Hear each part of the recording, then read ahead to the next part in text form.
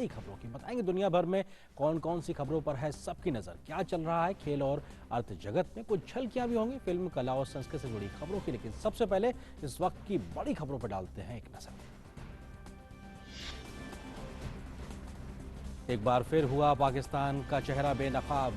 भारत में वैमनस्य फैलाने और फेक न्यूज प्रसारित करने के लिए फेसबुक ने पाकिस्तान से संचालित 453 फेसबुक अकाउंट, 103 पेज और 78 ग्रुप के अलावा 107 इंस्टाग्राम अकाउंट को हटाया।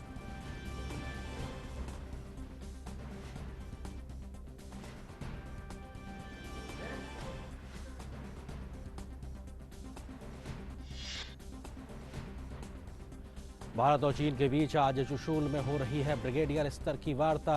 3 दिनों में यह तीसरी बैठक चीनी पक्ष के अनुरोध पर बुलाई गई। इस बैठक में पेंगोंगसो के दक्षिण इलाके में सेना के हटाने के मुद्दे पर हो रही है बातचीत।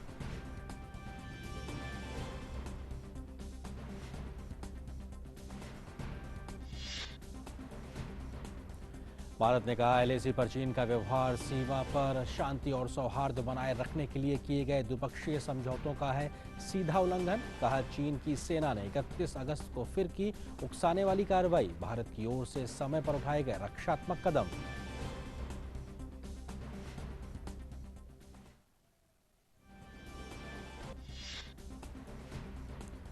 रक्षा मंत्री राजनाथ सिंह शंघाई सहयोग संगठन के रक्षा मंत्रियों की बैठक में भाग लेने के लिए रूस के 3 दिवसीय दौरे पर। इसके साथ ही रक्षा मंत्री संगठित सुरक्षा संघीय संगठन और CIS देशों की संयुक्त बैठक में भी लेंगे हिस्सा।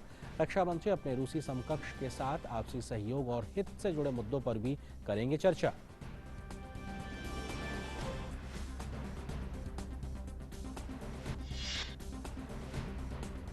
भारत में कोविड-19 से उपचार के बाद ठीक होने वाले लोगों की दर 77% के करीब पहुंची। अब तक 29 लाख से अधिक लोग हो चुके हैं स्वस्थ। लगातार छठे दिन 60,000 से अधिक लोग हुए ठीक। मृत्यु दर घटकर 1.76% पर पहुंची। विश्व में कोरोना संक्रमण के मामले 2 करोड़ 59 लाख के पार। 8,60,000 से ज्यादा लोगों की दुनिया भर में अब तक हो चुकी है मौत।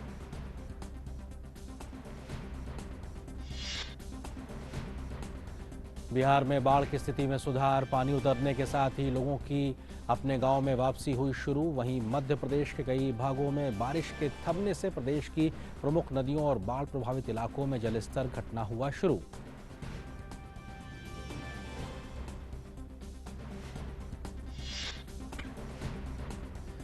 देश में अर्थव्यवस्था के मोर्चे पर अच्छी खबर। कोरोना संकट के दौरान देश में अब तक का सर्वाधिक मूल्य का हुआ लेन देन। भीम UPI के जरिए अगस्त में रिकॉर्ड 161 करोड़ से ज्यादा डिजिटल ट्रांजैक्शन किए गए दर्ज।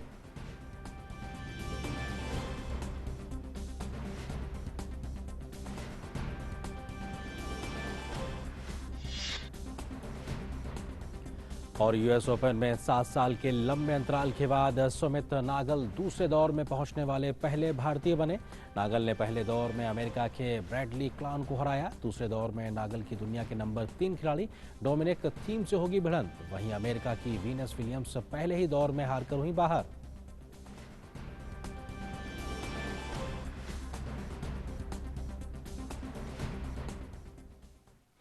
तो आप देख रहे थे इस वक्त की सुर्खियां। अब आज की सबसे बड़ी खबर पर डालते हैं पहले नजर।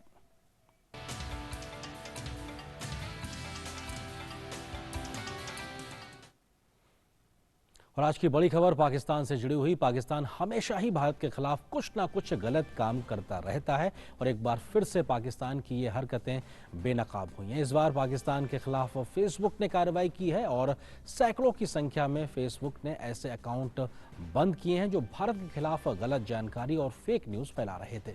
सोशल मीडिया के जरिए भारत के खिलाफ दुष्प्रचार की पाकिस्तान की कोशिशों को करारा झटका लगा है, क्योंकि फेसबुक ने ऐसे सैकड़ों अकाउंट्स बंद कर दिए हैं जो कि भारत के खिलाफ इस प्रकार की कार्रवाई कर रहे थे।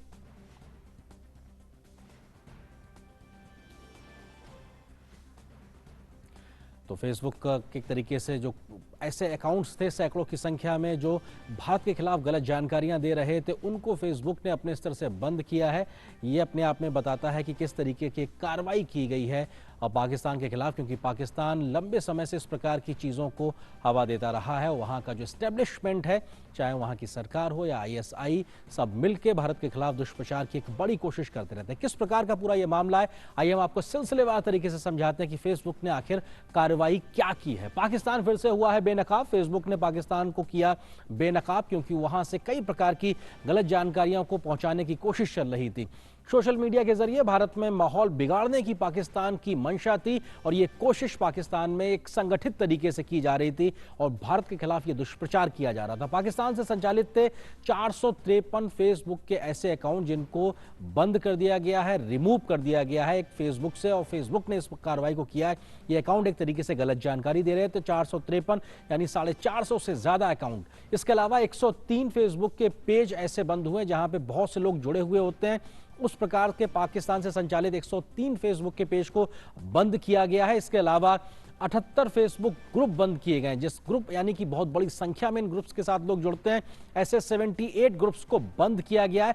साथ ही साथ 107 इंस्टाग्राम के अकाउंट बंद किए गए हैं। ये सारे अकाउंट्स किया कहा जाए, ग्रुप की बात की जाए या फिर फेसबुक पेज की बात की जाए, ये सब भारत के खिलाफ दुष्प्रचार की कार्रवाई कर रहे हैं, तो इन सब को बंद किया है फेसबुक ने। ये सभी अकाउंट्स भारत में वेवनेस और फेक न्यूज फैलाने का काम कर रहे थे, यानी भ्रामक खबरों को लोगों को सोशल मीडिया के जरिए फैलाने का काम कर रहे थे, जिस पर पाकिस्तान के ये संचालित हो रहे थे और इन पर फेसबुक ने कार्रवाई की है और अपने आप में ये वेवनेस और एक तरीके से फेक न्यूज फैलाने का काम कर रहे थे। ये क्या काम कर रहे थे? भारत में भारत की जो सरकार की जो नीतियां हैं, इसके अलावा भारतीय सेना के जो कदम है उसको लेकर गलत जानकारी इन फेसबुक पेज पे दी जा रही थी। फेसबुक ने इस बात को कहा है कि इन अकाउंट्स का मकसद भारत में अशांति फैलाना था, यानी कि गलत जानकारी के माध्यम से लोगों को दिग्भ्रमित करना और इस प्रकार की जानकारी से अशांति फैलाने की एक कोशिश की जा रही थी पाकिस्तान से संगठित तरीके से।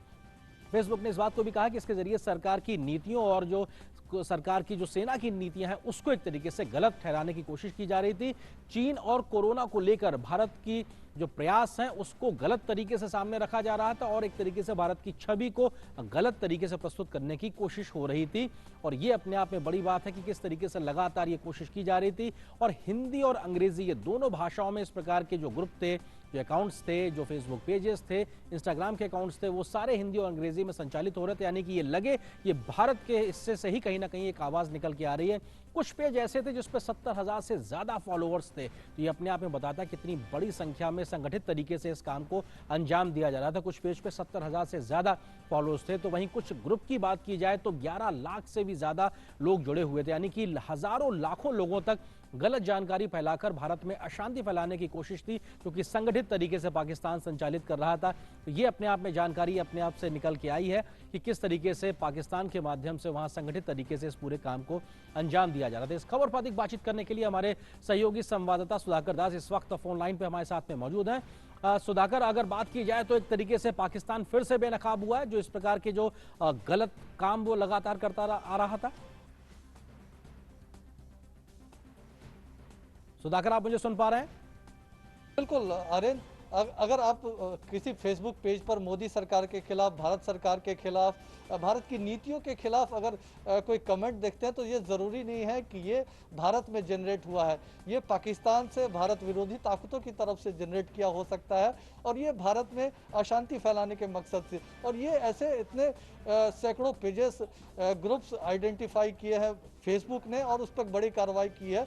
और ये इस हिसाब से भी कह सकते हैं कि लगातार भारत के खिलाफ, भारत में अशांति फैलाने के लिए लगातार पाकिस्तान की जो कोशिश है वो फिर से एक बार बेनकाब हुई है। चाहे चीन का मुद्दा हो, कोरोना का मुद्दा हो या फिर भारत में जो एक तरह से खालिस्तान जैसे तमाम चीज़ों के समर्थन में चीज़ें फेसबुक या सोशल मीडिया पर आती हैं, तो इसका जो मूल आधार जो है जहाँ से ये संचालित हो रहा है वो पाकिस्तान है और इसका खुलासा फेसबुक ने किया है। तो ये बहुत बड़ी चीज़ है। इसके बारे में भारतीय सुरक्षा एजेंसियाँ लगातार कहती रही हैं, उसी बात को दोहराया है फेसबुक ने और उसकी वजह से ये पेजेस रिमूव किए गए। और देखिए 70 एक तरह से हजार फॉलोअर्स हैं, अगर 11 लाख लोग जुड़े हुए ग्रुप से, वो किस तरह से एम्पलीफाई करते हैं चीज़ों को। और ऑटो जनरेटेड मोड में एक तरह से एक जगह से दूसरे जगह अपने आप शेयर करने वाली चीज़ें, वो चीज़ें हो रही थी और जिसके जरिए भारत में अशांति फैलाने की कोशिश की जा रही थी। तो उसके ऊपर बड़ी कार्रवाई हुई है। और आपको याद होगा आर्यन, पिछले साल भी पाकिस्तानी आर्मी से जुड़े जो लोग हैं इस तरह के पेजेस चलाते थे, सैकड़ों पेजेस पे फेसबुक ने कार्रवाई की थी। उसके बाद ये दूसरी बड़ी कार्रवाई है जिसमें भारत विरोधी गतिविधियों को अंजाम देने के लिए जिसका इस्तेमाल किया जा रहा था उन पे कार्रवाई हुई है। शुक्रिया सुधाकर, इस तमाम बातचीत और अपडेट्स के लिए हमारे साथ में जुड़ने के लिए बहुत बहुत शुक्रिया आपका, हमारे साथ इस खबर पर बात करने के लिए। और इसी खबर पर अधिक बातचीत करने के लिए हमारे साथ एक खास मेहमान भी इस वक्त मौजूद है। हमारे साथ मौजूद हैं प्रभुदयाल जी, जो कि पूर्व वरिष्ठ राजनयिक हैं, हमारे साथ इस मसले पर बात करने के लिए जुड़ गए। सर, बहुत स्वागत है दूरदर्शन न्यूज़ पे आपका हमारे साथ जुड़ने के लिए। एम्बेसडर दयाल, किस तरीके से देखा जाए कि एक बार फिर से सोशल मीडिया जैसे एक तरीके से जो बहुत एम्पावर्ड एक प्लेटफॉर्म होता है, उसका अब कोशिश कहीं ना कहीं पाकिस्तान का जो तंजीमें हैं, वहाँ के जो लोग हैं, संगठित तरीके से कर रहे हैं भारत के खिलाफ दुष्प्रचार करने को लेकर?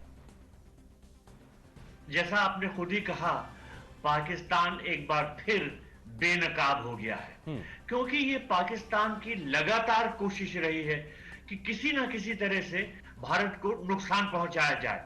अब वो ये प्रोपेगेंडा वॉर भी पहले टीवी के थ्रू करता था, अपने अखबारों के थ्रू करता था। अब सोशल मीडिया का इजाद होने के बाद उसने इसका भी इस्तेमाल करना शुरू किया है। लेकिन पाकिस्तान की जो असलियत है वो दुनिया के सामने आ रही है।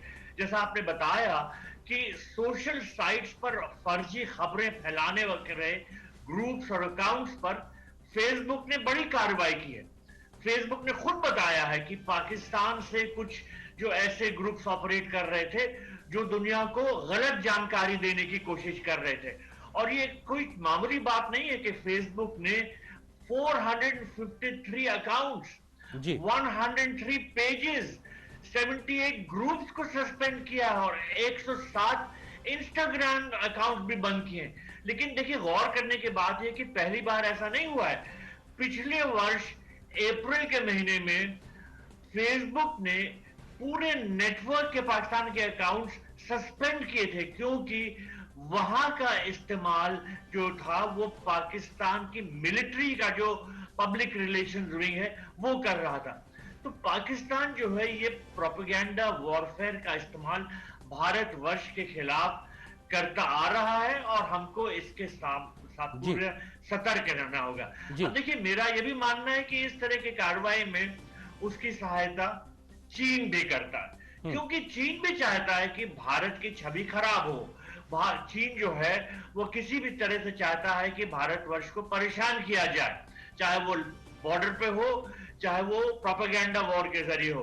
और पाकिस्तान तो इस कार्य में चीन की पूरी सहायता करता है। तो अभी जो फेसबुक ने पाकिस्तान स्थित जो इतने अकाउंट्स और ग्रुप्स और पेजेस को सस्पेंड किया है, इससे ये बात वाज़ेह होती जा रही है कि पाकिस्तान की असलियत अब दुनिया के सामने आती जा रही है। एम्बेसडर दयाल, मैं आपसे समझना ये चाहता हूं कि ये जो जानकारी अब फेसबुक के माध्यम से आई है कि किस तरह से ये गलत काम हो रहा था, पाकिस्तान को बेनकाब करने के भारत के जो लगातार प्रयास चलते रहे हैं, उन प्रयासों में इस प्रकार की जानकारी कितनी मददगार साबित होगी कि आखिर हाँ, देखिए पाकिस्तान किस प्रकार के काम करता है, खासतौर से अंतर्राष्ट्रीय मंचों पर? देखिए, ये एक बहुत अहम बात है, क्योंकि ये जो बात सामने आई है ये एक बहुत महत्वपूर्ण संस्था स्टैनफोर्ड इंटरनेट ऑब्जर्वेटरी की रिपोर्ट में ये सब बातें कही गई हैं। यानी कि जो दुनिया के जो इंटरनेट वॉचडॉग्स हैं वो पाकिस्तान पर बहुत सख्त नजर रख रहे हैं और पाकिस्तान की जो हरकतें हैं वो उनको दुनिया के सामने लाने की कोशिश कर रहे हैं। तो मेरा ये मानना है कि पाकिस्तान पे ये कार्रवाई जो हुई है ये बहुत जरूरी थी, लेकिन ये बात नहीं है कि पाकिस्तान की जो हरकतें इससे खत्म हो जाएंगी, क्योंकि पाकिस्तान फिर कोई नया तरीका इजाद कर लेगा। तो हमें अपनी तरफ से पूरी तरह से सतर्क रहना होगा। पाकिस्तान की जो हार्मफुल एक्टिविटीज हैं, जो हमें नुकसान पहुंचाना चाहती हैं, उनके खिलाफ हमेशा हमें सतर्क रहना होगा। जी सर, किस तरह से देखते हैं कि ये सारे अकाउंट्स या पेजेस या ग्रुप्स की बात की जाए, हिंदी या इंग्लिश की भाषा में संचालित हो रहे थे? एक तरीके से ये मकसद था, ये कोशिश थी, ये नजर आए कि ये भारत से ही कहीं ना कहीं संचालित हैं या भारत से ही इस प्रकार की खबरें आगे सामने रखी जा रही हैं। आपको लगता है कि ये भी एक तरीके से मंशा को दर्शाता है पाकिस्तान की जो छिपी हुई रणनीति है साइबर स्पेस में? जी, वो बिल्कुल ये साबित करना चाह रहे थे कि जैसे भारतवर्ष में ही इस तरह के ख़्यालात हैं और भारत सरकार के खिलाफ बहुत से लोग सोचते हैं। देखिए, गौर करने की बात है कि बहुत से ये पेजेज़ और ग्रुप्स जो थे, वो बीजेपी के खिलाफ प्रोपेगेंडा करने की कोशिश कर रहे थे और ख़ास तौर पे हमारे प्रधानमंत्री श्री नरेंद्र मोदी जी के खिलाफ ये प्रोपेगेंडा करना चाह रहे थे। तो साफ होता है कि पाकिस्तान जो है ये कोशिश कर रहा था दिखाए कि भारतवर्ष में ही लोग जो हैं वो ऐसा सोचते हैं। हालांकि असली बात यह है कि इन सब ग्रुप्स का, पेजेस का लिंक पाकिस्तान से जुड़ा पाया गया है जी। और फेसबुक ने ये जाहिर कर दिया है कि ये ग्रुप्स और पेजेस सब जो थे ये पाकिस्तान से ये सब अकाउंट्स ऑपरेट हो रहे थे। तो पाकिस्तान दुनिया को गुमराह करने की कोशिश कर रहा था और उसकी जो असलियत है वो दुनिया के सामने आ गई है। फेसबुक का मैं शुक्रिया अदा करना चाहूंगा कि इस तरह से उन्होंने पाकिस्तान की असलियत दुनिया के सामने लाई है। जी, और सर इस प्रकार के प्रोपेगेंडा में पाकिस्तान की आर्मी का खुले तौर पे सम्मिलित होना पहले ही साबित हो चुका है। लगता है एक तरीके से पाकिस्तान का जो एस्टेब्लिशमेंट है वो पूरी तरीके से इनको न सिर्फ हवा देता है बल्कि संभवतः फंडिंग भी करता होगा। बिल्कुल बिल्कुल, देखिए इन सब ग्रुप्स का, अकाउंट्स का किसी न किसी तरह से पाकिस्तान की आईएसआई से लिंक पाया गया है और इसमें कोई दो राय नहीं हो सकती कि पाकिस्तान की जो इंटेलिजेंस सर्विस है और आर्मी एज सच ये हमेशा कोशिश करती रही है कि पाकिस्तान के, भारत के खिलाफ किसी न किसी तरह से प्रोपेगेंडा वॉर छेड़ी जाए। जी। तो ये इनमें फंडिंग जो होती है, जो लोग इसमें काम करते हैं वो किसी ना किसी तरह से पाकिस्तान की आईएसआई से जुड़े पाए जाते हैं। लेकिन देखिए ये बात अब साफ होती जा रही है कि इन सब एक्टिविटीज से पाकिस्तान की जो है ये न सिर्फ भारत को नुकसान होता है पर दूसरे कंट्रीज को भी नुकसान होता है। तो मेरा ये मानना है कि एक तरह से राय बनती जा रही है जी। कि पाकिस्तान की इन शैतानियों पर कड़ी निगरानी रखी जाए और उनको इस तरह की हरकतें करने ना दिया जाए। बिल्कुल, एक तरीके से कड़ी कार्रवाई करने की भी ज़रूरत है और भारत लगातार से पाकिस्तान के इस प्रकार के गलत जो प्रोपेगेंडा उसके बारे में दुनिया को बताता रहा है। फिलहाल बहुत शुक्रिया मिस्टर दयाल हमारे साथ में जुड़ने के लिए, इस विषय पर हमसे खुलकर बातचीत करने के लिए। तो आप देख रहे थे इस समय की आज की बड़ी खबर, लेकिन अब नजर डालते हैं देश की अन्य बड़ी खबरों पर।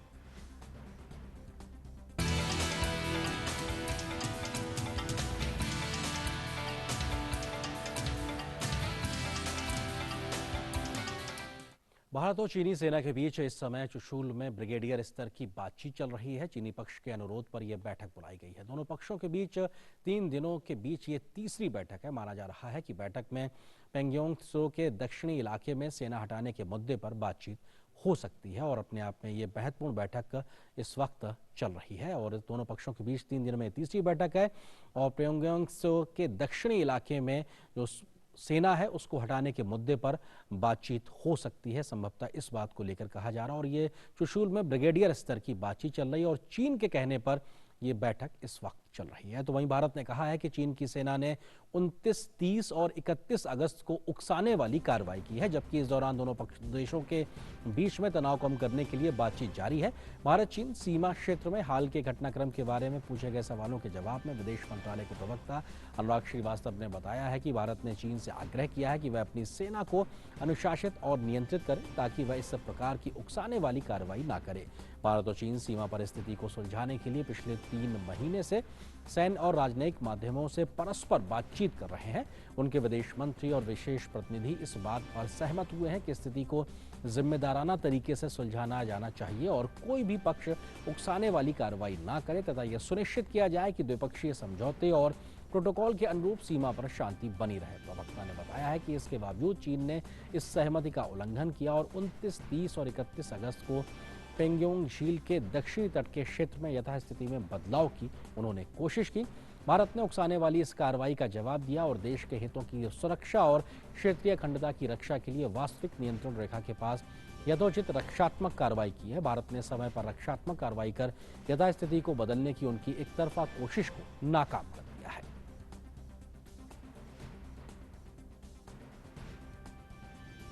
वहीं लद्दाख में एलएसी के पर यथास्थिति को बदलने के लिए चीन द्वारा बार बार किए जा रहे प्रयासों के बीच अमेरिका ने आज कहा है कि वह हालात पर करीबी से नजर बनाए हुए है और उसे शांतिपूर्ण समाधान की उम्मीद है।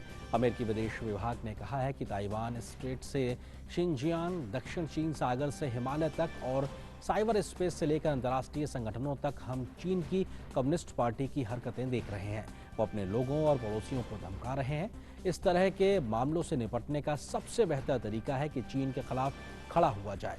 अमेरिकी विदेश विभाग का यह बयान मंगलवार को विदेश मंत्रालय द्वारा जारी वक्तव्य के बाद आया है, जिसमें कहा गया था कि लद्दाख में पैंगोंग झील के दक्षिणी बैंक के क्षेत्र में यथास्थिति को बदलने के लिए पीएलए द्वारा उकसाने वाली कार्रवाई की गई। भारत और अमेरिका संबंधों पर अमेरिका के विदेश मंत्री माइक पोम्पियो ने कहा है कि हम एक दूसरे को महान लोकतंत्र, वैश्विक शक्तियां और वास्तव में अच्छे दोस्त के रूप में देखते हैं।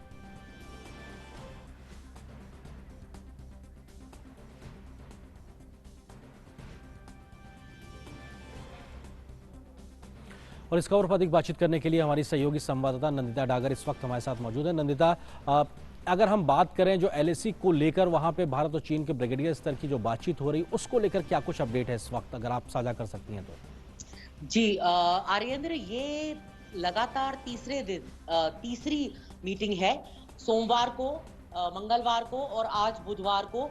और ये जो मीटिंग है सवेरे 10 बजे चुशूल में हमारा जो बॉर्डर मीटिंग पॉइंट है इंडियन साइड ऑफ एलएसी पर, वहां पर शुरू हुई है 10 बजे।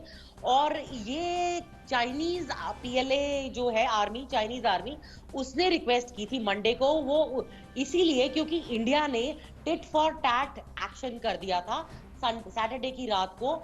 चाइना की जो बातें थी और प्रेस रिलीजेस में शांति का आह्वान और शांति से बॉर्डर का मसला सुलझाने की जो उनकी उम्मीदों की बातों पर न जाते हुए, क्योंकि उनका जो चाइनीज आर्मी का जो ग्राउंड पर, ऑन द ग्राउंड उनका जो रवैया था या जो उनके एक्शन थे, वो उनके वर्ड से, उनके बोल से मेल नहीं खा रहे थे।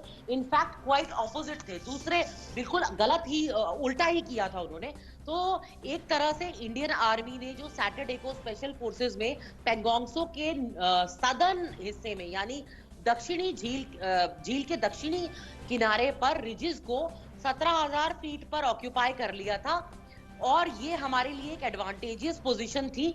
तो क्योंकि हमारी आर्टिलरी गन्स, हमारे टैंक्स और हमारे एंटी टैंक गाइडेड हथियार उनके स्पंगूर और मोल्दो छावनी को ओवरलुक कर रहे थे। तो एक तरह से एक एडवांटेजियस पोजीशन में है, क्योंकि पहाड़ी में और माउंटेन वॉरफेयर में जो ऊंचाई को हासिल कर लेता है वही डोमिनेट करता है। तो ये उनके लिए बड़ा, चीनी फौज को बड़ी इससे दिक्कत हुई, बहुत उससे उनको परेशानी हुई और उन्होंने एक बॉर्डर पर्सनल मीटिंग का रिक्वेस्ट किया, जो अब यही साउथ पेंगोंगसो में डिस्कस हो रहा है। नंदा, आप रहिए हमारे साथ में। इस बीच में हमारे सहयोगी रमेश चंद्रा भी इस वक्त ले से हमारे साथ में जुड़ गए हैं, उनसे भी बात करते हैं। रमेश, क्या अपडेट है आपके पास में, अगर हम लेह में की लिहाज से अगर बात करें, क्योंकि बातचीत वहां चुशूल में चल रही है इस वक्त सैन्य स्तर पे। अभी जो चुशूल में बॉर्डर पोस्ट पे तीसरी दिन लगातार चल रही थी, कल की बात ठीक ठाक से कंप्लीट नहीं हुई है। एक जो स्टेटस को मेंटेन करने के लिए अब सेना बुला रही है इंडिया को, ये महत्वपूर्ण बात है। इसलिए आज के दिन में वो टेबल पे एक प्लेडेड नोट के साथ बैठे हुए हैं। ये जो पिछले 2.5 महीने से जो टॉक्स चल रही थी उसको नजरअंदाज करते हुए लगातार पीएलए ने इंडिया की टेरिटरी को घुसने के लिए, नया फ्रिक्शन पॉइंट को क्रिएट करने के लिए, ताकि एक डिस्कशन पॉइंट बनाए और दूसरी एक टैक्टिकल एडवांटेज लेने के लिए कोशिश की थी। बट इंडियन आर्मी काफी सतर्क रही इस बार, सेना का प्रीवियस एक्सपीरियंसेस को देखते हुए, अभी हाल ही में जो उनका रवैया देखते हुए, अब पूरी एडवांटेजेस पोजीशन में इंडिया खड़ी हुई है। और जैसे अभी नंदिता ने कह रहे थे कि टैक्टिकली इंडिया एडवांटेजेस पोजीशन में है, both at on the ground and at the table discussions पे जहां चल रही थी अभी। जी रमेश, एक तरीके से कह सकते हैं कि भारत इस समय जिस स्थिति में है, एक तरीके से उसका एडवांटेज हमको मिलता दिखाई पड़ रहा हो। कम से कम अब चीन को मजबूर होकर टेबल पे आना पड़ा है बातचीत के लिए। बिल्कुल बिल्कुल, ये सेना भी आपको कम से कम समझ गई होगी, ये 1962 का स्थिति नहीं है इंडिया, और काफी एडवांटेजेस पोजीशन में, काफी स्ट्रांग सिचुएशन में इंडिया है। और इंटरनेशनल कम्युनिटी भी इंडिया के साथ रही है पहले दिन से लेकर, जब से ईस्टर्न लद्दाख में जो इश्यूज चल रहे थे। ये सारी चीजें देखते हुए भी चाइना कई जगह थोड़ा पीछे गए, फिर इंडिया को भी उसने अपनी पोस्ट के पीछे जाने के लिए बताई। ये सारी चीजें जो लोगों का टैक्टफुल एक्सपेंशनिज्म चल रही थी, लेकिन अब वो एक्सपेंशनिज्म का इंडिया ने रोक रखा है। अब टेबल पे वो लोग एक वीकर पोजीशन में बैठ के बातें कर रहे हैं। जी शुक्रिया रमेश, इस तमाम बातचीत के लिए। आगे भी आपसे हम अपडेट्स लेते रहेंगे। हमारी सहयोगी नंदिता भी हमारे साथ में लगातार मौजूद। नंदिता, अगर देखा जाए तो भारत अब उस एक तरीके से पोजीशन में है जहां पे हम और ज्यादा एक तरीके से निगोशिएबल तरीके से बात कर सकते हैं और चीन को ये बता सकते हैं कि साहब ये 62 वाला भारत नहीं, आपको समझना पड़ेगा कि आप जो गलत करेंगे हम उसको बर्दाश्त करने वाले नहीं है। जी आर्येंद्र, एक्चुअली बात ये है कि जो चाइनीज थे, जो नेगोशिएशंस चल रहे थे 3 लेवल्स पर। एक तो मिलिट्री टॉक्स थे, जो कोर कमांडर स्तर की बातचीत 5 बार हो चुकी है, जून 6, जून 22, जून 30 और उसके बाद 14 जुलाई और 2 अगस्त को। उसके बाद डिप्लोमेटिक स्तर की भी बातचीत हो रही है, जॉइंट सेक्रेटरी हमारे बात कर रहे हैं उनसे। और तीसरी जो हमारे स्पेशल रिप्रेजेंटेटिव है बॉर्डर टॉक्स के, हमारे national security advisor Ajit Doval, जो वहां के फॉरेन मिनिस्टर, चाइना के फॉरेन मिनिस्टर वांग यी से बात कर चुके। लेकिन इन बातों में कुछ नहीं, शुरू के टॉक से प्रोग्रेस हुआ था, लेकिन वो जो डिसएंगेजमेंट था जिसकी बात एग्री अपॉन हुई थी, वो सिर्फ घोघरा में और गलवान में ही हो पाया, पेंगोंगसो के फिंगर 4 से 8 तक नहीं हो पाया। तो अब इंडियन आर्मी ने भी ये चाइना की टैक्टिक से एक leaf out of the book उनकी से ले लिया है, ये कहते हुए कि वही जो चाइना ने किया अब वही अब इंडिया कर रहा। हालांकि ये एक बात और क्लियर और बहुत रीएम्फसाइज कर दूं कि इंडिया ने चाइना की टेरिटरी ऑक्यूपाई नहीं करी है, अपने ही एलएसी के अंदर का जो इलाका था उसको प्रीएम्प्ट करके कि चाइना पहले ना कब्जा कर ले उसका, उनको उन हाइट्स के ऊपर फुटहोल्ड बना लिया है। तो आपने ठीक कहा, ये एक तरह से एक बार्गेनिंग चिप है हमारे पास कि जी शुक्रिया नंदा। फिलहाल वक्त इतना ही है। बहुत बहुत शुक्रिया इस खबर पर बातचीत करने के लिए, हमारे साथ जुड़ने के लिए। और अगली खबर से आपको रूबरू कराते हैं। रक्षा मंत्री राजनाथ सिंह शंघाई सहयोग संगठन यानी एससीओ की एक महत्वपूर्ण बैठक में हिस्सा लेने के लिए रूस की 3 दिवसीय यात्रा पर रवाना हो गए हैं। रूस के रक्षा मंत्री जनरल सर्गेई शोइगु के निमंत्रण पर राजनाथ सिंह मॉस्को गए हैं। वहां वे संगठित सुरक्षा संघीय संगठन CSTO और CIS देशों की संयुक्त बैठक में भी हिस्सा लेंगे। रक्षा मंत्री का रूसी समकक्ष के साथ बैठक में आपसी सहयोग और आपसी हित के मुद्दों पर चर्चा का भी कार्यक्रम है। इस साल जून के बाद रक्षा मंत्री की यह दूसरी मॉस्को यात्रा होगी। उन्होंने 24 जून को मॉस्को में विजय दिवस परेड में भारत का प्रतिनिधित्व किया था। विजय दिवस परेड का आयोजन द्वितीय विश्व युद्ध में नाजी जर्मनी पर सोवियत विजय की 75वीं वर्षगांठ पर आयोजित किया गया था। और अगली खबर की ओर रुख करते हैं। संसद के मानसून सत्र की तारीखों का ऐलान किया जा चुका है। 14 सितंबर से संसद का सत्र शुरू होगा और 1 अक्टूबर तक चलेगा। कोविड-19 के मद्देनजर इस बार कई खास इंतजाम किए गए हैं। 14 सितंबर को लोकसभा का सत्र 9 बजे से 1 बजे तक, जबकि राज्यसभा के लिए 3 बजे से 7 बजे तक का टाइम रखा गया है। वहीं बाकी दिन राज्यसभा 9 बजे से 1 बजे तक और लोकसभा 3 बजे से 7 बजे तक चलेगी। इस बार संसद सत्र में प्रश्नकाल नहीं होगा। साथ ही निजी विधेयकों के लिए दिन निर्धारित नहीं किया गया है। इसके साथ ही संसद सत्र के दौरान कोई साप्ताहिक अवकाश नहीं होगा, यानी संसद का सत्र 14 सितंबर से 1 अक्टूबर तक हर दिन चलेगा। कोविड-19 के मद्देनजर एहतियात के तौर पर सभी सांसदों से आग्रह किया जाएगा कि वे अपना कोविड-19 टेस्ट कराएं। तो इसके अलावा अतिरिक्त संसद परिसर में सैनिटाइजेशन की व्यवस्था की जाएगी। 40 स्थानों पर टचलेस सैनिटाइजर लगाए जाएंगे तथा इमरजेंसी मेडिकल टीम और एम्बुलेंस की व्यवस्था रहेगी। इस बार संसद सत्र के दौरान आम लोगों को संसद परिसर में प्रवेश नहीं दिया जाएगा। तो वहीं मीडिया कर्मियों का भी संसद सत्र के पहले कोविड टेस्ट अनिवार्य तौर पर किया जाएगा। भारत में कोविड-19 से जारी जंग में सरकार के बेहतरीन प्रयासों के जरिए देश में कोविड-19 से उपचार के बाद ठीक होने वाले लोगों की दर 76.98% हो गई है। तो वहीं अब तक करीब 29,01,908 लोग कोविड से स्वस्थ हो चुके हैं। लगातार छठे दिन 60,000 से अधिक लोग स्वस्थ हुए हैं। तो वहीं मृत्यु दर भी घटकर अब 1.76% पर पहुंच गई है।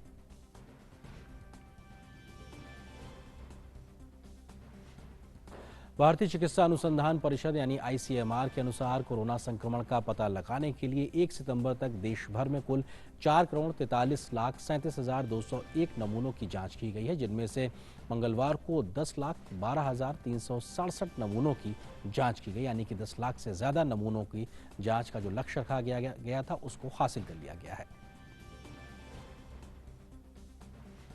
खबर गोवा से। गोवा के मुख्यमंत्री प्रमोद सावंत को कोरोना पॉजिटिव पाए गए हैं। मुख्यमंत्री सावंत ने खुद ट्वीट कर इसकी जानकारी दी है। सावंत ने बताया है कि उनमें संक्रमण के कोई लक्षण नहीं है, इसके बावजूद उन्होंने खुद को आइसोलेट कर लिया है। उन्होंने कहा है कि वो अपने घर से ही अपनी जिम्मेदारी का निर्वहन करेंगे। सावंत ने उनके निकट संपर्क में आए लोगों से भी सतर्कता बरतने का आग्रह किया है। उन्होंने ट्वीट में लिखा है कि मैं आप सबको सूचित करना चाहता हूं कि मैं कोविड पॉजिटिव पाया गया हूं। मुझ में संक्रमण के लक्षण नहीं है, इसलिए मैंने खुद को घर में रखने का निश्चय किया है। मैं घर से ही अपनी जिम्मेदारियों का निर्वहन करता रहूंगा। तो लोग भी मेरे निकट संपर्क में आए हैं, उन सबको सलाह है कि वो जरूरी सतर्कता बरतें। स्वास्थ्य और परिवार कल्याण मंत्रालय ने कोविड-19 मामलों का आयु वर्ग के आधार पर विश्लेषण किया है। मंत्रालय ने बताया है कि कोरोना वायरस के 54% मामले 18 वर्ष से 44 वर्ष की उम्र के लोगों को हैं, जबकि कोरोना वायरस से होने वाली 51% मौतें 60 वर्ष और उससे अधिक उम्र के लोगों की हुई हैं। वहीं स्वास्थ्य मंत्रालय ने कोविड-19 से बचने के लिए तमाम एहतियाती कदम उठाने को भी कहा है।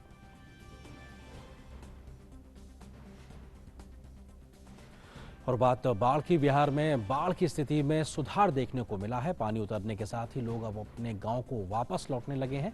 एनडीआरएफ और एसडीआरएफ की 21 टीमें अभी भी राहत और बचाव के काम में लगी हुई हैं। ग्राम पंचायतों को अपने क्षेत्रों में स्वच्छता अभियान के लिए धन मुहैया कराया गया है।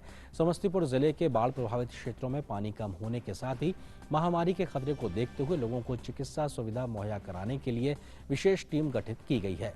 बाढ़ग्रस्त क्षेत्रों में एनडीआरएफ और एसडीआरएफ के साथ डॉक्टरों की टीमें मोटर वोट से घर घर जाकर बीमार लोगों का इलाज कर रही हैं। दरभंगा, खगड़िया, सारण और समस्तीपुर जिलों में 34 सामुदायिक रसोई घर चलाए जा रहे हैं, जहां हजारों लोगों को भोजन दिया जा रहा है। लाखों परिवारों को डीबीटी के माध्यम से राहत के रूप में प्रति परिवार 6,000 रुपए की राशि दी गई है।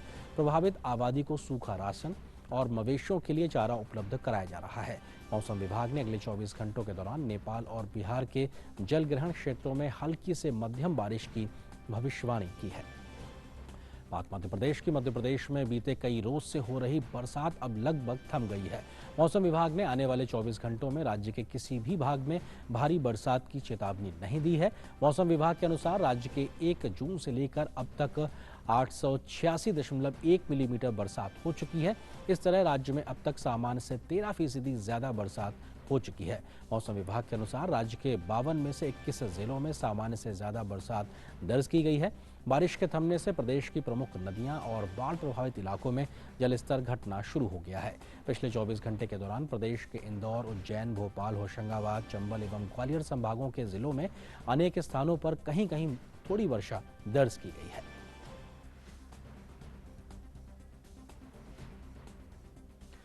सुशांत सिंह राजपूत की मौत के मामले में सीबीआई आज रिया चक्रवर्ती के माता पिता से दूसरे दिन पूछताछ करेगी। रिया चक्रवर्ती से 4 दिन तक पूछताछ के बाद आज सीबीआई की ओर से उन्हें नहीं बुलाया गया है। इस बीच मादक पदार्थ नियंत्रण ब्यूरो एक अभियुक्त को स्थानीय कोर्ट में पेश करके उससे हिरासत में उसकी मांग करेगी।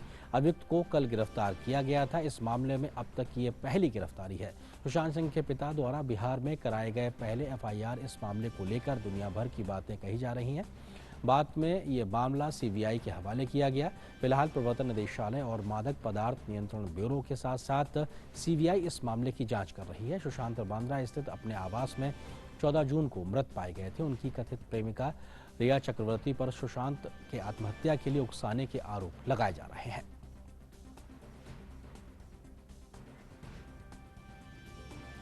और इस खबर पर अधिक बातचीत करने के लिए हमारे साथ मुंबई से हमारे सहयोगी संवाददाता योगेश शीतल हमारे साथ जुड़ रहे हैं। योगेश, क्या अपडेट है? अगर अभी तक की कुल जांच की बात की जाए तो किस दिशा में जाती दिखाई पड़ रही है, और आज का क्या अपडेट है पूछताछ को लेकर?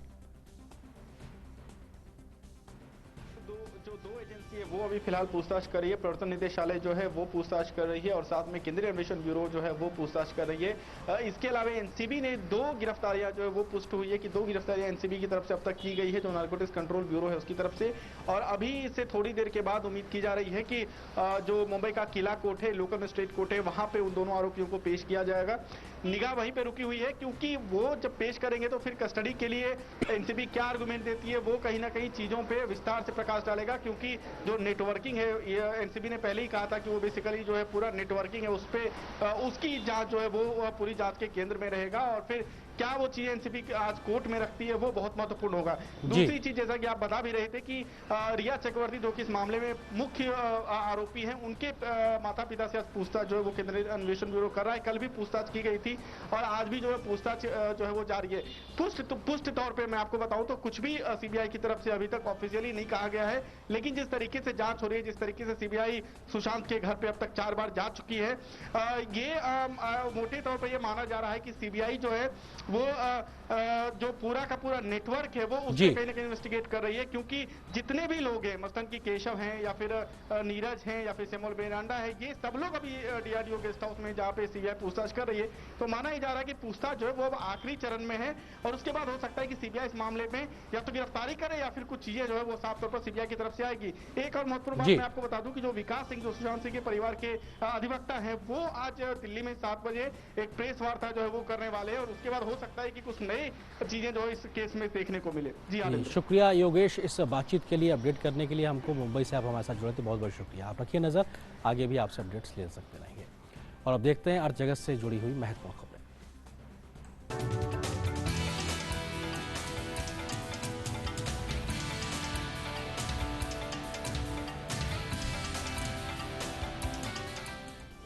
और व्यापार जगत की खबरों को हमारे साथ साझा करने के लिए मेरे साथ मौजूद है मेरी सहयोगी आंचल। आंचल, क्या कुछ खास अगर हम अर्थ जगत की खबरों की बात करें तो? बिल्कुल आरिंदर, तो आज अर्थव्यवस्था के मोर्चे से एक अच्छी खबर हम आपके सामने रख रहे हैं। अगस्त में भीम यूपीआई के जरिए रिकॉर्ड 161 करोड़ से ज्यादा ट्रांजैक्शंस दर्ज किए गए हैं। कोरोना संकट के बाद देश की अर्थव्यवस्था तेजी से पटरी पर लौट रही है। अगस्त महीने में यूपीआई और भीम के जरिए रिकॉर्ड करीबन 1 अरब से ज्यादा ट्रांजैक्शंस हुए। इसके साथ ही अब तक का सर्वाधिक वैल्यू का लेन देन हुआ है। National payments corporation of India यानी एनपीसीआई के मुताबिक बीते जुलाई में यूपीआई के जरिए 161 करोड़ से ज्यादा ट्रांजैक्शंस हुए। यदि इसके जरिए कुल लेन देन की बात की जाए तो वो 2,98,000 करोड़ रुपए से ज्यादा है। रिकॉर्ड ट्रांजैक्शन और रिकॉर्ड लेन देन ऑनलाइन विकल्पों की तरफ बढ़ते हुए आकर्षण के साथ इस बात का भी प्रतीक है कि महामारी से उबरकर अर्थव्यवस्था लगातार मजबूत हो रही है। इससे पिछला रिकॉर्ड बीते जुलाई महीने का था, जब यूपीआई के जरिए करीब 2,90,000 करोड़ रुपए का लेन देन हुआ था, जिसके लिए 149 करोड़ से ज्यादा ट्रांजैक्शंस हुए थे। अगर प्री कोरोना पीरियड की बात की जाए तो फरवरी महीने में सबसे ज्यादा ट्रांजैक्शंस दर्ज किया गया था। इस साल फरवरी महीने में 133 करोड़ के भुगतान के जरिए यूपीआई से 2,22,000 करोड़ रुपए से ज्यादा की राशि का लेन देन हुआ था। कोरोना काल में यूपीआई के जरिए लेन देन अप्रैल महीने में 1,51,000 करोड़ रुपए पर सिमट गया। हालांकि मई में इसमें बढ़ोतरी दर्ज की गई थी, जबकि इसके जरिए 2,18,000 करोड़ रुपए से ज्यादा का लेन देन हुआ। और अब अगस्त महीने की अगर बात की जाए तो यूपीआई के जरिए ऑल टाइम हाई यानी रिकॉर्ड ट्रांजैक्शंस और लेन देन दर्ज किए गए हैं। डिजिटल इकोनॉमी के साथ साथ ये अर्थव्यवस्था के अच्छे संकेत की तरफ इशारा करता है। और एक ऐसे ही अच्छे संकेत की तरफ हम आपको लिए चलते हैं और बताते हैं कि मोदी सरकार की महत्वाकांक्षी योजना one nation one ration card से लक्षद्वीप और लद्दाख के जुड़ने के बाद अब 26 राज्यों और केंद्र शासित प्रदेशों में राशन कार्ड पोर्टेबिलिटी उपलब्ध हो गई है। केंद्रीय उपभोक्ता मामले, खाद्य और सार्वजनिक वितरण मंत्री रामविलास पासवान ने माना कि लक्षद्वीप और लद्दाख के one nation one ration card से जुड़ने के बाद अब देश के 26 राज्य और केंद्र शासित प्रदेशों के 65 करोड़ जो लोग हैं वो राष्ट्रीय खाद्य सुरक्षा कानून के लाभार्थी हैं और इन राज्यों में कहीं भी अपने हिस्से का अनाज ले सकते हैं। इन राज्यों के लाभार्थी इनमें से किसी भी राज्य और केंद्र शासित प्रदेश में रहते हुए अपने हिस्से के अनाज को ले सकते हैं और साथ ही साथ बहुत जल्द उम्मीद की जा रही है कि ये जो योजना है वो पूरे देश में लागू कर दी जाएगी। बढ़ते अगली खबर की ओर और बात करते हैं दलाल स्ट्रीट यानी कि सेंसेक्स को लेकर। अगर हम सेंसेक्स पर नजर डालें तो 8 से करीबन 10 अंकों की मामूली गिरावट के साथ 38,892 के आसपास सेंसेक्स और 11,500 के स्तर पर निफ्टी खुला था। अगर हम टॉप गेनर्स की बात करें जहां पर जबरदस्त तेजी देखी गई वो भारतीय इंफ्राटेल और जी एंटरटेनमेंट के शेयर शामिल हैं। 4% की बढ़त के साथ फिलहाल ये आगे बढ़ रहे हैं। लेकिन अगर टेलीकॉम कंपनियों के स्टॉक्स पर नजर डालें तो वहां पर दबाव नजर आ रहा है, खासतौर पर जो एजीआर को लेकर कल फैसला आया था। वोडाफोन, आइडिया, ये तमाम जो शेयर्स हैं वो 8% की गिरावट के साथ जो है वो कारोबार कर रहे हैं। वहीं बैंकिंग स्टॉक्स में भी दबाव देखा जा रहा है। निफ्टी बैंक 209 अंक नीचे करीबन 23,602 के आसपास कारोबार कर रहा है। वहीं एसबीआई की अगर शेयर की बात की जाए फिलहाल 2% की गिरावट के साथ कारोबार करता हुआ। और वहीं खबर ऑस्ट्रेलिया से, जी हाँ, करीबन 30 साल के बाद आधिकारिक तौर पर पहली बार वहां मंदी दर्ज की गई है। यहां जून की जो तिमाही है, अगर हम उसको पिछली तिमाही से उसकी तुलना करें तो जीडीपी में 7% की गिरावट आई। आधिकारिक जो आंकड़े आए उनसे जानकारी मिली है। ऑस्ट्रेलिया सांख्यिकी ब्यूरो जो है उसके नए आंकड़ों के मुताबिक जून तिमाही की जीडीपी इस साल की मार्च तिमाही से 0.3% कम रही। ये रिकॉर्ड गिरावट निजी क्षेत्र के कारण आई जो कि कोविड-19 महामारी को रोकने के जो प्रयास थे उसके तहत बंद थे या फिर प्रतिबंधित थे। और खास तौर पर जो ऑस्ट्रेलियाई सांख्यिकी ब्यूरो के जो प्रमुख हैं उन्होंने साफ तौर पर कहा कि गिरावट के लिए वैश्विक महामारी जिम्मेदार है और इससे जुड़ी रोकथाम नीतियों को उन्होंने जिम्मेदार ठहराया। जून तिमाही में सेवाओं को लेकर घरेलू जो खर्चे थे वहां पर महत्वपूर्ण कमी देखी गई क्योंकि परिवारों ने इसको लेकर अपना व्यवहार बदला और कोरोना वायरस के प्रसार को रोकने के लिए कई ऐसी सेवाएं थी जो प्रतिबंधित थी और उन पर प्रतिबंध लगाए गए। अतिरिक्त समर्थन भुगतानों के कारण नगद राशि में दिए जाने वाला सामाजिक सहायता लाभ बढ़कर 41% हो गया। परिवहन सेवाओं की अगर बात की जाए, होटल्स, कैफे, जिनसे लगातार हम मानते हैं कि जीडीपी में बढ़ोतरी दर्ज की जाती है, वहां पर करीबन जो खर्च था वो 17% के आसपास कम हो गया। तो आज आर्थिक जगत में बस इतना ही। वापस चलते हैं बाकी बड़ी खबरों के लिए मेरे सहयोगी आर्येंद्र के पास। शुक्रिया आंचल इन तमाम खबरों को हमारे साथ साझा करने के लिए। और बात तो उन खबरों की जो दुनिया भर में सुर्खियां बनी हुई हैं।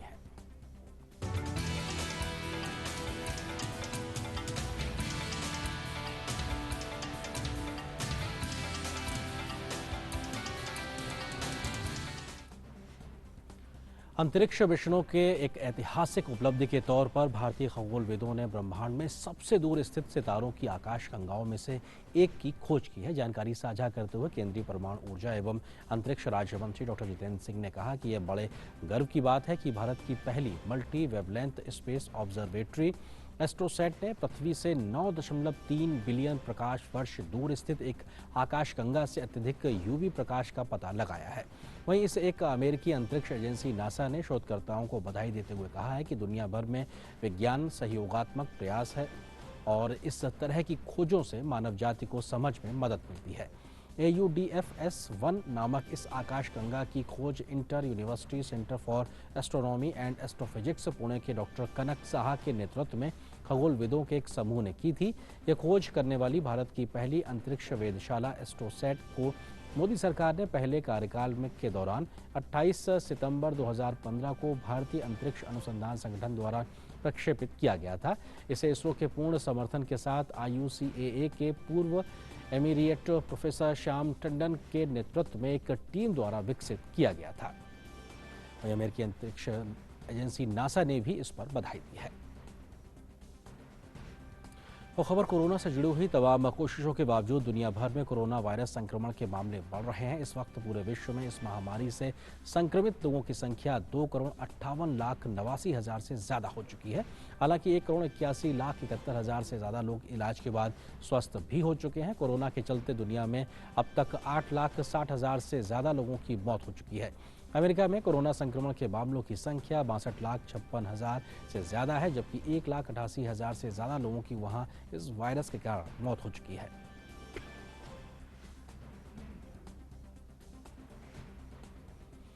फिल्म अभिनेता जेम्स बॉन्ड की अगली series no time to die का नया ट्रेलर और पोस्टर कल यानी 3 सितंबर को रिलीज होने वाला है। जेम्स बॉन्ड की film no time to die इसी साल नवंबर के महीने में रिलीज होने वाली है, लेकिन अब तक इसकी तारीख तय नहीं है।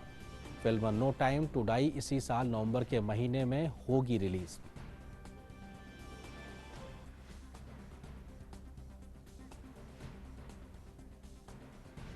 रूस के कोविड-19 के बढ़ते मामलों के बीच आज से प्राथमिक और माध्यमिक विद्यालय खोल दिए गए हैं। छात्रों की सुरक्षा के लिए स्कूलों में महामारी से बचाव के लिए उठाए गए सभी दिशा निर्देशों का पालन करने का आह्वान किया गया है। मार्च में स्कूलों के बंद होने के 6 महीने बाद आज स्कूल खोलने का पहला दिन था।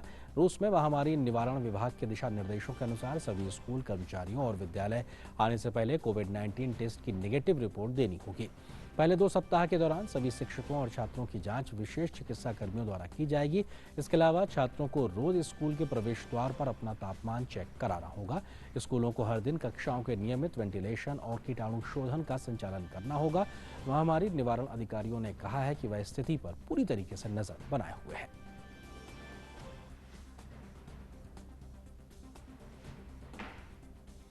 उधर चिली की सरकार ने हड़ताल पर गए ट्रक ड्राइवरों को चेतावनी देते हुए कहा है कि अगर वे काम पर नहीं लौटे हैं तो उनके खिलाफ राज्य सुरक्षा कानून लागू कर उन्हें दंडित किया जा सकता है।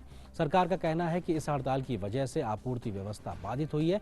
चिली के गृह मंत्री इस उद्योग की सुरक्षा के लिए प्रतिबद्ध हैं। दोनों पक्षों के बीच वार्ता नाकाम होने के मद्देनजर देश में ट्रक ड्राइवरों की हड़ताल का कल 5वां दिन था।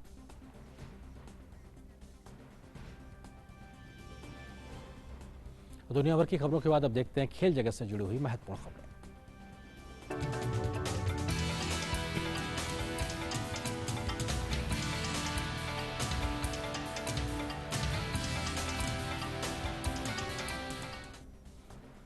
और खेल प्राइम की खबरों को लेकर हमारे साथ मौजूद है मेरे सहयोगी गौरव। गौरव, क्या महत्वपूर्ण खबरें अगर खेल के मैदान की बात की जाए तो? शुक्रिया आरेंद्र। खेल की खबरों की शुरुआत करेंगे साल के चौथे ग्रैंड स्लैम यूएस ओपन से, जहां युवा भारतीय टेनिस खिलाड़ी सुमित नागल ने मंगलवार को शानदार जीत दर्ज करते हुए अपने करियर में पहली बार किसी ग्रैंड स्लैम के दूसरे दौर में जगह बनाई। सुमित नागल ने यूएस ओपन के पहले दौर में अमेरिका के ब्रैडली क्लैन को मात दी। अब सुमित नागल का अगला मुकाबला डोमिनिक थीम के साथ होगा। सुमित ने अपने प्रतिद्वंदी ब्रैडली क्लैन के पहले दौर का मुकाबला 6-1, 6-3, 3-6, 6-1 से जीता। उन्होंने शुरुआती दोनों सेट अपने नाम किए, लेकिन तीसरे सेट में ब्रैडली ने 6-3 से वापसी की, जिसके बाद चौथे सेट में सुमित ने कोई गलती नहीं की और 6-1 से सेट जीतकर दूसरे दौर में जगह बनाई। साल के चौथे ग्रैंड स्लैम यूएस ओपन के दूसरे दिन ब्रिटेन के एंडी मरे ने जीत के साथ अपने सफर की शुरुआत की। मरे ने जापान के योशिहितो निशिओका को 4-6, 4-6, 7-6, 7-6, 6-4 से पराजित कर दूसरे दौर में जगह बनाई।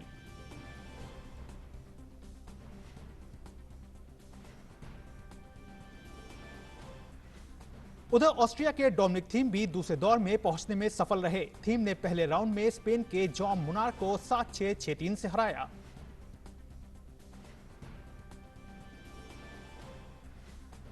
वहीं महिला वर्ग में अमेरिका की सेरेना विलियम्स ने भी अगले दौर में जगह बनाने में सफलता हासिल की। सेरेना ने पहले दौर के मैच हालांकि अमेरिका की वीनस विलियम्स के लिए यूएस ओपन का पहला दौर नाकामी लेकर आया। वीनस को पहले दौर में चेक रिपब्लिक की कैरोलिना मुचोवा ने 6-3, 7-5 से हराया।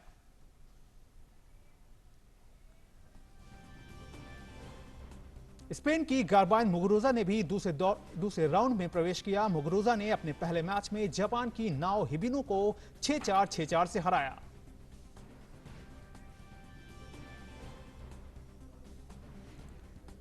वहीं केंद्र सरकार ने अपने एक अहम फैसले में ग्रुप सी के लेवल की सरकारी पोस्ट के लिए 20 और खेलों को शामिल किया है, जहां मेरिटोरियस आधार पर स्पोर्ट्स पर्सन्स की सीधी भर्ती हो सकेगी। ये कदम खेल विभाग के उस प्रपोजल के बाद लिया गया है जिसमें कहा गया था कि 43 खेलों की लिस्ट में कुछ और खेलों को शामिल किया जाए।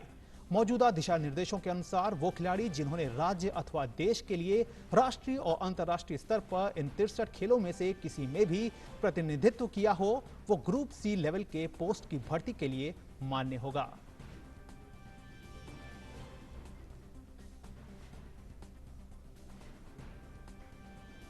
तो ये थी खेल जगत से जुड़ी हुई तमाम खबरें। बाकी खबरों के लिए वापस चलते हैं अपने सहयोगी आर्यन के पास। शुक्रिया गौरव इन तमाम खबरों को हमारे साथ में साझा करने के लिए। और बारी हमारे अगले सेगमेंट लाइफ प्राइम की।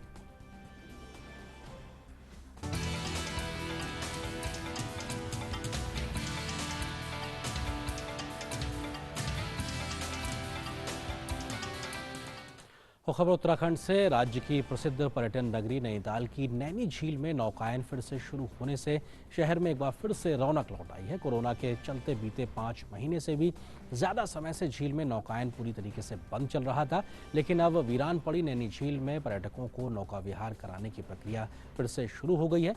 नौकायन शुरू होने के बाद पर्यटन जमकर इसका लुत्फ उठा रहे हैं।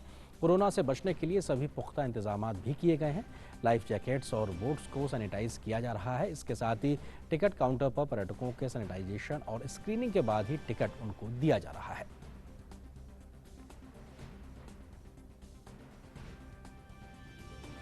खाद्य प्रसंस्करण उद्योग मंत्रालय देश में कृषि उत्पादों के परिरक्षण और प्रसंस्करण के लिए कृत संकल्पित है। मंत्रालय द्वारा चलाई जा रही नई कोल्ड चेन परियोजनाओं से 2.5 लाख से अधिक किसानों को लाभ मिलेगा। केंद्रीय मंत्री हरसिमरत कौर बादल ने कहा है कि इन परियोजनाओं के माध्यम से हजारों किसानों के लिए रोजगार के नए अवसर पैदा होंगे। केंद्रीय खाद्य प्रसंस्करण उद्योग मंत्री हरसिमरत कौर बादल ने कहा कि नई एकीकृत कोल्ड चेन परियोजनाओं के माध्यम से 16,200 किसानों के लिए प्रत्यक्ष और अप्रत्यक्ष रूप से रोजगार के अवसर उत्पन्न होंगे और 2,57,904 किसानों को लाभ प्राप्त होने की संभावना है। प्रधानमंत्री किसान संपदा योजना PMKSY की एकीकृत कोल्ड चेन और मूल्यवर्धन अवसंरचना वाली योजना के अंतर्गत अंतर मंत्रालय अनुमोदन समिति की बैठकों में 27 परियोजनाओं को मंजूरी प्रदान की गई। देश भर में खाद्य प्रसंस्करण क्षेत्र के लिए आधुनिक अभिनव अवसंरचना और प्रभावी कोल्ड चेन सुविधाओं के निर्माण के लिए इन 27 नई एकीकृत कोल्ड चेन परियोजनाओं से कुल 743 करोड़ के निवेश का लाभ प्राप्त होगा। 208 करोड़ की अनुदान सहायता वाली इन परियोजनाओं से भारत की खाद्य आपूर्ति श्रृंखला में दक्षता और स्थिरता को बढ़ावा देने में मदद करेगा। पर्याप्त अवसंरचनाओं का प्रावधान करके खराब होने वाली उपज को बचाने से न केवल किसानों की आय में बढ़ोतरी करने में मदद मिलेगी, फल और सब्जियों के क्षेत्र में भारत को आत्मनिर्भर बनाने की दिशा में एक छोटे से कदम के रूप में भी कार्य होगा। एकीकृत कोल्ड चेन परियोजनाओं से खाद्य प्रसंस्करण अवसंरचना के विकास को बढ़ावा मिलेगा, कृषि आपूर्ति श्रृंखला को सुचारू बनाने, ग्रामीण क्षेत्रों में प्रत्यक्ष और अप्रत्यक्ष रोजगार का अवसर उत्पन्न करने में मदद मिलेगी, किसानों को बेहतर मूल्य प्रदान करने, अंतिम प्रयोक्ताओं को लाभ पहुंचाने और संबद्ध क्षेत्रों को लाभ पहुंचाने में भी सहायता मिलेगी। केंद्रीय मंत्री ने कहा कि पूरे देश में 85 कोल्ड चेन परियोजनाओं को वित्तीय सहायता प्रदान करने पर विचार किया गया है। यह प्रधानमंत्री किसान संपदा योजना की कोल्ड चेन मूल्यवर्धन और संरक्षण अवसंरचना की योजना के माध्यम से आपूर्ति श्रृंखला के अंतर को पाटने और विश्व स्तरीय कोल्ड चेन अवसंरचनाओं का निर्माण करने की दिशा में सरकार के प्रयासों को बढ़ावा देने के लिए किया गया है। खाद्य प्रसंस्करण उद्योग मंत्रालय उत्पादन से उपभोग केंद्रों तक निर्बाध हस्तांतरण की प्रक्रिया को मजबूती प्रदान करने के लिए कोल्ड चेन ग्रिड का एक एकीकृत और निर्बाध नेटवर्क स्थापित करने की कोशिश कर रहा है। यह खाद्य उत्पादों, डेयरी उत्पादों, खाने के लिए तैयार फलों और सब्जियों, मांस, मछली, समुद्री अंडों की सुरक्षा, गुणवत्ता और मात्रा और भंडारण को बनाए रखेगा। राजमंगल पांडे के साथ ओपी यादव की रिपोर्ट, डीडी न्यूज। एक तरफ जहां सौर ऊर्जा को बढ़ावा देने के लिए सरकार नई नई योजनाएं ला रही है, तो वहीं वैज्ञानिक भी नए नए प्रयोग दिन ब दिन कर रहे हैं। CSIR और CMERI ने मिलकर एक विशाल सौर वृक्ष का तैयार किया है। दावा किया गया है कि यह दुनिया का सबसे बड़ा सौर वृक्ष है। दुर्गापुर में दुनिया का सबसे बड़ा सोलर ट्री यानी सौर वृक्ष स्थापित किया गया है। विज्ञान एवं प्रौद्योगिकी मंत्रालय के CSIR CMERI द्वारा अपने आवासीय परिसर में सबसे बड़ा सोलर ट्री लगाया गया है। इस सौर वृक्ष को इस प्रकार डिजाइन किया गया है जिससे कम से कम क्षेत्रों में अधिक से अधिक सोलर पैनल को लगाया जा सके। इस सोलर ट्री में 35 सोलर पैनल लगे हैं और प्रत्येक की क्षमता 330 वाट है। इस सोलर ट्री से 11.5 किलोवाट बिजली उत्पन्न की जा सकेगी, जिससे एक साल में करीब 12,000 से 14,000 यूनिट स्वच्छ बिजली उपलब्ध होगी। इसमें करीब 40 से 45 unit per day electricity generate होती है और अगर एनुअली देखा जाए तो ये 12,000 से 14,000 यूनिट एनर्जी देता है। इसको कैलकुलेट करते हैं तो 330 वाट का पैनल है और 35 पैनल ऐसे लगाए गए हैं।